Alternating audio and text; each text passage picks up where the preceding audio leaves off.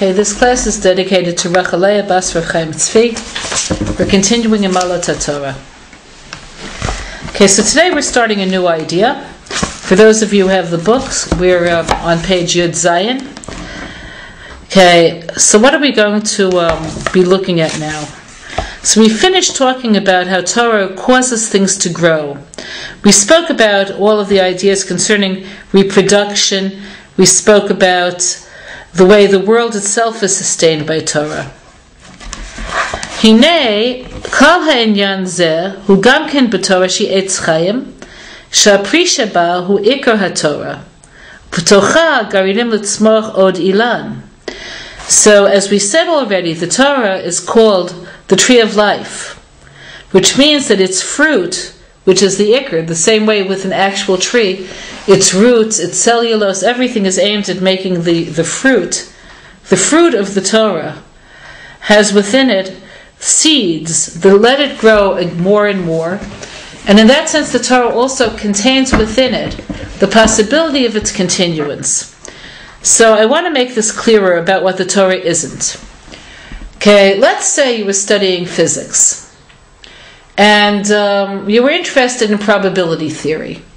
So, which I'm sure so many of you are, because it's like so many people are interested in probability theory. But let's say you were, and you read some stuff that was written either by or about what was his name, Heisenstein, I believe, who founded the theory, who discovered the theory. When you're finished, you're finished.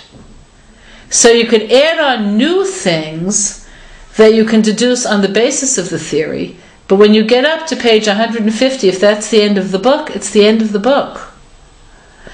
So the question would be, so because of this we'll say that other sciences aren't continually alive.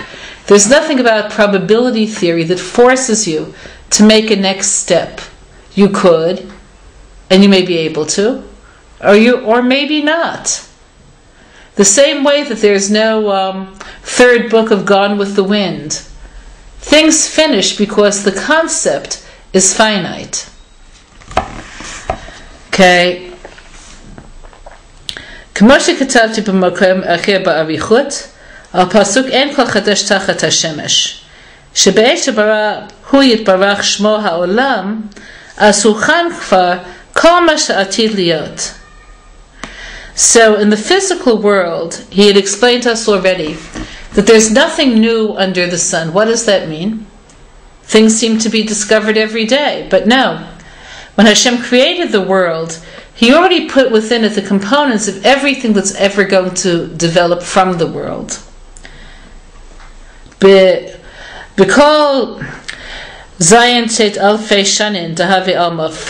all of the 6,000 years that the world is going to exist as it is today. Shavav Yemei Bereshis, which parallel the 6 days of creation.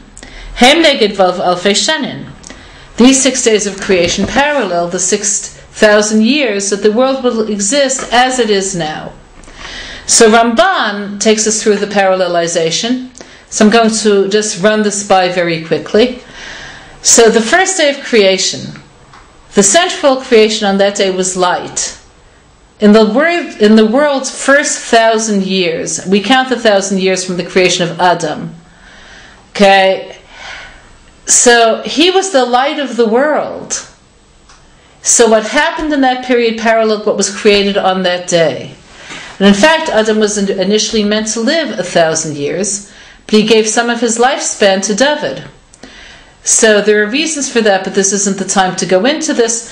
Suffice to say that the years he gave David were part of the eternity that he experienced before the sin that David needed for his future messianic destiny.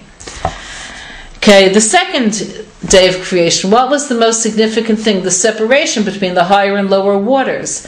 The spiritual waters that sustain the spiritual side of reality, that are invisible to the eye but are known by the soul, the mind, and the heart, and the physical waters, H2O.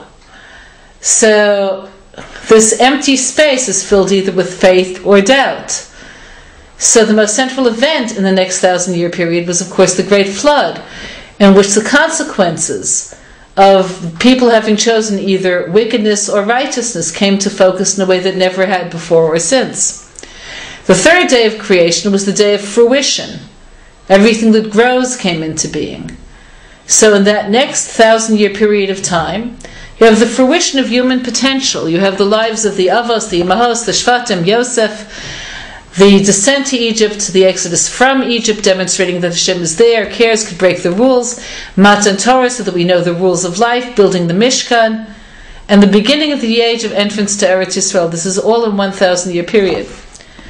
Okay, the next 1,000-year period parallels the fourth day of creation. The fourth day of creation was the day in which the two great luminaries came into being, the sun and the moon. The sun which generates its own power and light, and the moon which reflects it.